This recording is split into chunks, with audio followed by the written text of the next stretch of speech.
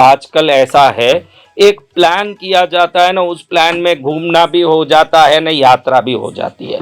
इसका सबसे बड़ी ना परिणाम ये हुआ है कि आपके तीर्थ यात्रा का 1% भी आपको फल नहीं मिलता। शास्त्र क्या कहता है, किसी भी मंदिर में आप जाओ, कृष्णगिरी के पद्मावती के चरण में आओ, आपको सीधा वहां से घर पहुंचना चाहिए। आप अगर टूर और पिलग्रिमेज यानी तीर्थ यात्रा घूमना दोनों साथ भी करते हो तो तीर्थ यात्रा को अंत में रखो।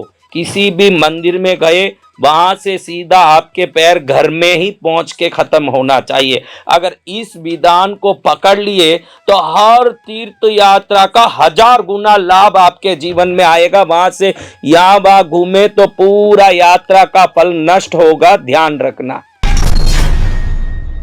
कई लोग मंदिर जाके घर आते ही पसीने से लथपथ मुंह और परेशान हूं ऐसे बोल के नहाते हैं। कभी भी आप मंदिर गए हो तो घर आने के बाद पहले घर के मंदिर में प्रणाम करके, थोड़ी देर ध्यान करके, मेरी यात्रा का फल मिले ऐसी प्रार्थना करके अन्य कुछ कार्यों में लग के ही स्नान करना।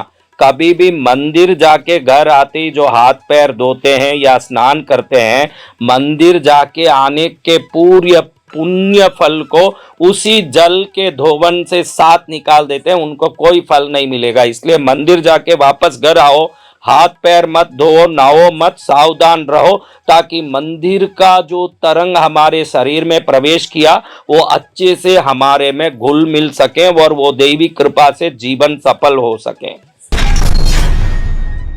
YouTube चैनलों का भरमार आया महाराज।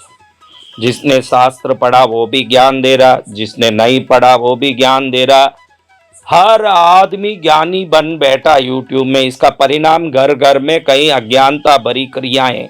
अब देखो, कई लोग ऐसे कहते हैं कि आपको संकट है तो घर में तिल के तेल का शनिवार को दीपक जलाओ शनि के नाम से। मैंने सैकड़ों प्रकार के दीपक जलाने का आज तक मैंने बहुत सारे मार्गदर्शन दिए, लेकिन किसी भी देवता का दीपक करते हो तो वो देवता जिनके नाम से हमने दीपक किया वो आकर्षित होंगे, ये आपको ध्यान रखना चाहिए। जो शनि के नाम से घर में दीपक जलाता है वो अनजाने में ही शनि को घर में आमंत्रित करता है, और जिस घर में शनि आएंगे वो उसको परेशान करेंगे ही। इसलिए कभी जीवन में शनि के नाम से तिल का दीपक घर में मत जलाइएगा, ताकि अनजाने में ही उत्पात को घर में आमंत्रित ना करें। सावधान रहें, शनि के नाम का कोई भी दीपक मंदिर में जाके जलाया करें। महाराज, मैं कुछ फैसला लेना चाहता हूं, लेकिन मैं कुछ भी फैसला लेता हूं तो फैसला गलत हो जाता है। मैं कोई निर्णय करना चाहता हूं, वो निर्णय मुझे नुकसान में पहुंचा देता है। मेरा जीवन परेशान हो जाता है इस कारणों से। कई लोगों के जीवन में डिसीजन पावर बहुत कमजोर होता है। सबसे बड़ा तकलीफ यही है कि शुरुआत गलत है तो परिणाम गलत ही होगा।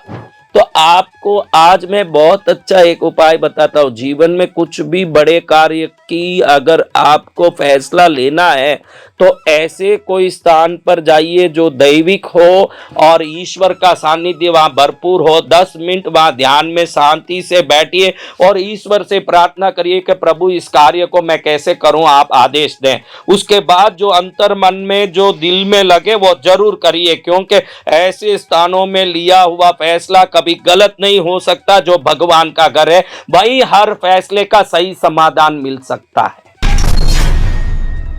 देखो, आपके घर में कोई शादी होनी है, आपके घर में कोई अच्छा काम होना है, और आप अच्छे काम को करने के लिए कुछ 4 लोगों के साथ सलाह मशवरा कर रहे हैं। उस समय भूल चूक के भी तिल या तिल के तेल का बात उस अच्छे काम के बीच में कभी मत करना। आपका कोई भी अच्छा काम हो और एकदम सरलता से होने वाला काम हो, उसके बीच में अगर तिल या तिल के तेल का बात अगर निकल गया तो वो काम आपके जीवन में कभी नहीं होगा। इसलिए आप ही नहीं, आपके सभी रिश्तेदारों को ये वीडियो भेजिए और उनको भी समझाइए कि जब भी जीवन में कोई शुभ काम करें, तिल या तिल के तेल के बारे में बात ना करें, उस जगह उस बातों को छेड़े नहीं, तो हर काम सिद्ध होगा आपका। कई लोग मुझे कहते हैं कि गुरुदेव, मैं हर मंदिर में नारियल, मखाना, मिश्री, मिठाई सब चढ़ाता हूँ, हर देवता को दिल से पूजता हूँ, लेकिन आज तक मैं दुखी क्यों हूँ? एक बात तो मैं यहाँ देख रहा हूँ कि पूरी दुनिया एक मॉडर्न लाइफ में आ गई है, और उस मॉडर्न लाइफ में सबसे बड़ा तकलीफ है कि आज 100 लोगों में 50 लोग बाएं हाथ से काम करते हैं, और उनका प्राकृतिक नियम ही हो गया क्या, लिखना भी बाएं हाथ से, साइन करना भी बाएं हाथ से, चीज उठाना भी बाएं हाथ से। जो लोग मुझे बोलते हैं कि मैं बहुत चढ़ाता हूँ, बहुत करता हूँ, फल नहीं मिलता, मैं ध्यान में देखता हूं तो मालूम पड़ता है कि ये बाएं हाथ से वो सब पूजा सामान ले जाके मंदिर में दिए हैं। और आप ध्यान रखना, आपका हैबिट किसी भी प्रकार का हो, शास्त्र तो अपने नियम से चलेगा, इसलिए बाएं हाथ से नारियल पूजा सामान ले जाके किसी भी मंदिर में दोगे वो कभी सफल नहीं होगा। आप किसी भी हाथ से काम करने वाले हो, पूजा सामान को सदा दाएं हाथ से उपयोग करें, उसी से आपको लाभ होगा। कई घरों में बहुत अच्छे से धंधा चल रहा होता है, बहुत अच्छा काम होता है, और बहुत अच्छे से घर में खुशनुमा समृद्धि का माहौल होता है, लेकिन अचानक घर उजड़ जाता है। वो लोग मेरे पास आके पूछते हैं कि गुरुदेव क्या कारण होगा, आप बताइए। जब मैं ध्यान में देखता हूँ तो उनको पूछता हूँ कि क्या आपके घर में खड़ी महालक्ष्मी का फोटो है? वो बोलते हैं हाँ, खड़ी महालक्ष्मी का फोटो है। आप ध्यान रखना, हर चित्र का अपना तरंग होता है। आप सोचेंगे कि चित्र तो चित्र है, उसमें क्या है, चित्र तो चित्र है, लेकिन नींबू को सोचने से मुंह में पानी कैसे आता है? क्योंकि आपके जीवन में इन चित्रों के, उन वस्तुओं के प्रभाव सदा बना रहता है। इसीलिए तो उग्र देवताओं को शत्रु मर्दन में काम लिया जाता है। जिस घर में महालक्ष्मी के खड़ा फोटो या विग्रह होगा, उस घर में आया हुआ संपत्ति खत्म हो जाएगा। बैठी महालक्ष्मी की पूजा करिए, जिससे आपके घर में उन महालक्ष्मी की पूजा का पूर्ण फल प्राप्त हो। आजकल एक वीआईपी सिस्टम हुआ महाराज, किसी भी मंदिर में जाओ, 200-500 का पर्ची कटा दो तो साइड के एक गेट से आपको ले जाएंगे, और कहीं खुद ही वीआईपी बने हुए मेहमान ऐसे हैं, पुजारी से, वहाँ के पंडों से सेटिंग जमा के कहीं साइड की गली से घुसेंगे। आपको आज बता दूं कि ईश्वर के घर में सब समान है, और सबके लिए एक ही नियम है।